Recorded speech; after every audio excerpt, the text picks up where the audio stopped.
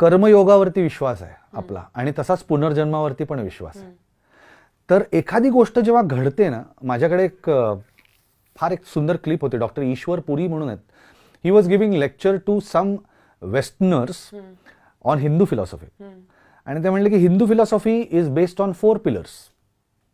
Number 1, ते म्हणाले की जी गोष्ट जेव्हा व्हायची असते, घडायची असते, तेव्हाच ती घडते. त्याच्या आधीही घडत नाही, नंतरही घडत नाही, ज्याला आपण योग नाही योग असं म्हणतो. तेव्हाच ती घडते. Number 1. Number 2, don't carry guilt, don't carry regret. जे घडलं ते सोडून द्या, त्याचा गिल्ट किंवा रिग्रेट घेऊ नका, कारण की ते तसंच घडणार होतं. ते तसंच घडणार होतं. तुम्ही काहीही करू शकणार नव्हतात त्याच्यासाठी. त्यामुळे मी असं करायला पाहिजे होतं, मी असं वागलो असतो तर हे झालं, ते तसंच होणार होतं. So don't carry guilt, don't carry regret. 3, कुठलाही माणूस जो आयुष्यात तुमच्या येतो, तो माणूस कुठल्या तरी कारणासाठी येतो. You don't meet anyone without a reason.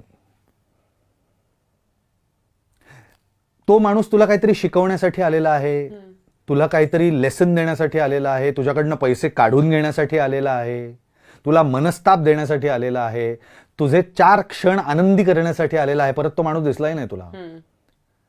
पण प्रत्येक माणसाचं तुझ्याशी काहीतरी कनेक्शन आहे. ह्या आयुष्यात नाही, आधीच्या आयुष्यात. मागच्या आयुष्यात मे बी 2 व्यक्ती शत्रू असतील, ह्या जन्मात ते नवरा बायको सुद्धा असू शकतात.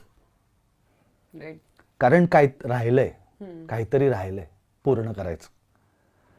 हा 3रा पॉइंट होता. You don't meet a person without a reason. आणि number 4, what is over is over. जी गोष्ट संपते त्याच्याकडे परत जाऊ नका. जे संपलंय ते संपलंय. या 4 फिलॉसॉफीज वरती किंवा या 4 पिलर्स वरती अख्खी हिंदू फिलॉसॉफी रिलेट करतो. मी तुला गमतीशीर उदाहरण सांगतो. मी मध्ये कुठेतरी वाचलं होतं की भीष्म पितामह जेव्हा शरपंजरी पडले सगळे बाणांच्या शय्येवरती, तेव्हा त्यांनी भगवंताला विचारलं की का मी असं काय केलं हो की मला असा मृत्यू यावा बाणांच्या शय्येवरती. बरं, भीष्म पितामह हे असे ग्रस्त होते जे त्यांच्या प्रत्येक आयुष्यात राजपुत्र होते. तर ते म्हणले, भगवान म्हणाले, हे तुमचं कर्म आहे. हे म्हणे, हो, कुठल्या जन्मातलं, जा मागे तुम्हाला दिसेल ते. तर ते मागच्या जन्मात गेले, मग त्याच्या मागच्या जन्मात गेले, असं करत करत ते 52 जन्म मागे गेले. बापरे. 52व्या जन्मात परत तेच राजपुत्रच होते आणि जंगलातनं फिरताना हातात धनुष्यबाण होता आणि रस्त्यात असं आडव्या आलेल्या एखाद्या सरड्याला त्यांनी बाणाने असं सहज उडवून बाजूला टाकलं. तो सरडा जाऊन पडला निवडुंगाच्या फांदीवर आणि ते निवडुंगाचे काटे त्या सरड्याच्या अंगात. हे कर्म आहे ते म्हणले.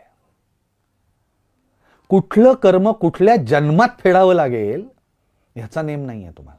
म्हणून असं होतं बघ, माझ्याही आयुष्यात अशी अनेक माणसं आहेत, काय चांगला माणूस आहे यार, त्याच्या आयुष्यात का घडावं रे असं.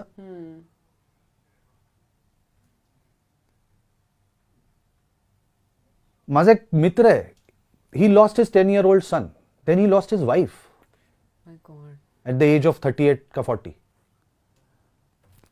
का व्हावं? अत्यंत उत्तम माणूस आहे, अत्यंत मदत करणारा माणूस आहे, अत्यंत हुशार माणूस आहे. असं होतं बघ आपल्या आजूबाजूला. का रे त्याच्याच बाबतीत असं का घडलं? ह्या जन्मातलं नाही आहे ना बाबा.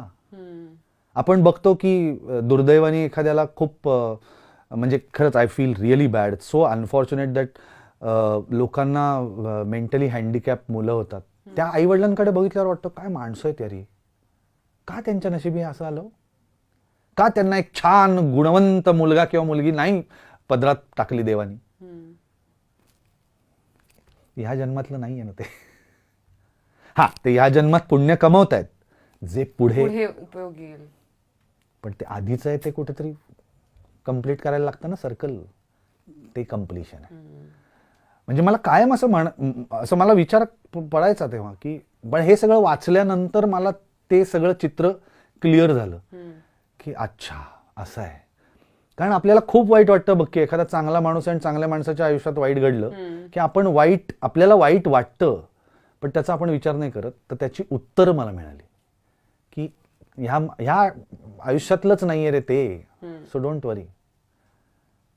माझे खूप चांगले आमचे फॅमिली फ्रेंड्स आहेत, अत्यंत परोपकारी, सगळ्यांना मदत करणारे, 30व्या वर्षी मुलगा गेला.